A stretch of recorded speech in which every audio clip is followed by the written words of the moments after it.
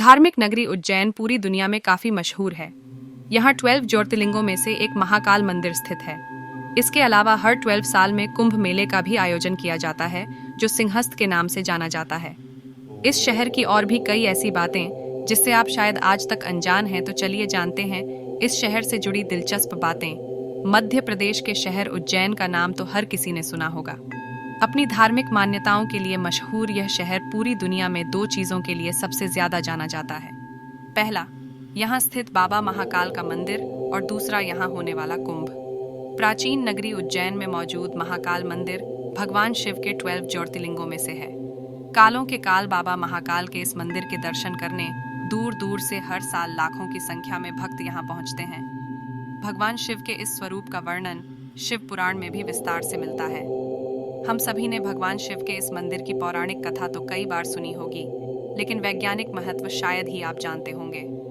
अगर आप आने वाले दिनों में बाबा महाकाल की नगरी उज्जैन जाने का मन बना रहे हैं, तो आज हम आपको इस मंदिर और इसके नाम से जुड़ा दिलचस्प इतिहास बताने जा रहे हैं। पृथ्वी का केंद्र है उज्जैन। हम सभी ने बचपन से पढ़ा है कि हमारी पृथ्वी गोलाकार है, लेकिन जब भी बात इसके केंद्र बिंदु की आती है तो लोग अक्सर सोच में पड़ जाते हैं। ऐसे में अगर हम आपसे यह कहें कि मध्य प्रदेश का शहर उज्जैन ही पृथ्वी का केंद्र बिंदु है, तो क्या आप इस पर यकीन करेंगे? दरअसल ऐसा हम नहीं, बल्कि खुद खगोल शास्त्री मानते हैं। खगोल शास्त्रियों के मुताबिक मध्य प्रदेश का यह प्राचीन शहर धरती और आकाश के बीच में स्थित है। यहाँ तक कि शास्त्रों में भी उज्जैन को देश का नाभि स्थल बताया गया है।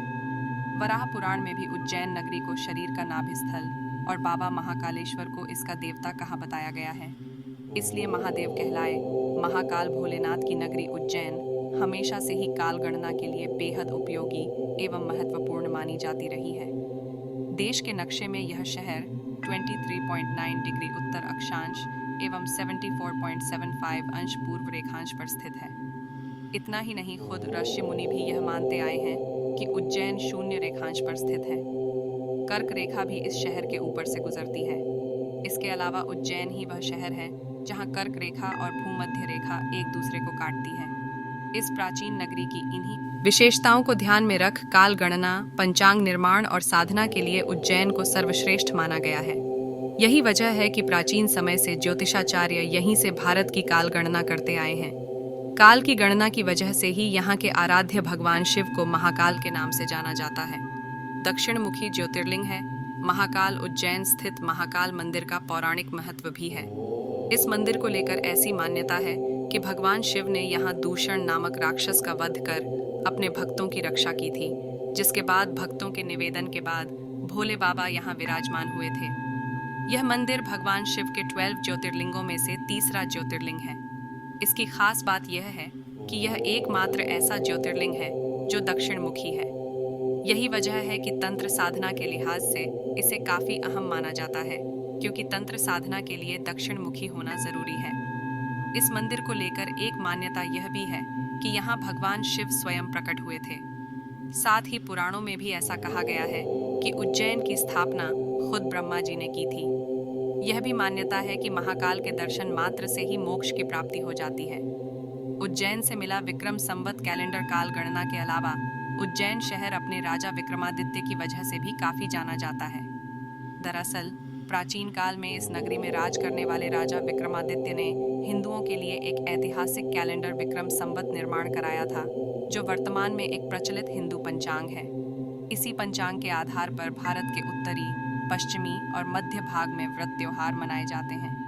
इतना ही नहीं, इस संवत को नेपाल में भी मान्यता मिली हुई है। विक्रम संवत से पहले देश में युधिष्ठिर संवत, कलियुग संवत और सप्तर्षि संवत भी प्रचलित रह चुके हैं। उज्जैन के कुंभ को क्यों कहते हैं? सिंहस्थ हिंदू धर्म में उज्जैन शहर का अपना अलग महत्व है। यह प्राचीन धार्मिक नगरी देश के 51 शक्तिपीठों और 4 कुंभ स्थलों में से एक है। यहाँ हर 12 साल में पूर्ण कुंभ तथा हर 6 साल में अर्ध कुंभ मेला लगता है। हालांकि उज्जैन में होने वाले कुंभ मेले को सिंहस्थ कहा जाता है। दरअसल सिंहस्थ का संबंध सिंह राशि से है। जब सिंह राशि में बृहस्पति और मेष राशि में सूर्य का प्रवेश होता है, तो उज्जैन में कुंभ का आयोजन होता है, जिसे सिंहस्थ के नाम से जाना जाता है। इन नामों से भी जाना जाता है उज्जैन, क्षिप्रा नदी के तट पर बसे होने की वजह से इस शहर को शिप्रा के नाम से भी जाना जाता है। इसके अलावा यह प्राचीन नगरी संस्कृत के महान कवि कालिदास की नगरी के नाम से भी काफी प्रचलित है। वहीं बात करें इसके प्राचीन नामों की, तो उज्जैन को पहले अवंतिका, उज्जैनी, कनकशृंगा के नाम से भी जाना जाता था। यह मध्य प्रदेश के 5वें सबसे बड़े शहरों में से है, जो अपनी धार्मिक मान्यताओं के चलते दुनिया भर में पर्यटन का प्रमुख स्थल है। महाकालेश्वर मंदिर के अलावा यहाँ गणेश मंदिर, हरसिद्धि मंदिर, गोपाल मंदिर, मंगलनाथ मंदिर, काल भैरव मंदिर भी काफी प्रसिद्ध है।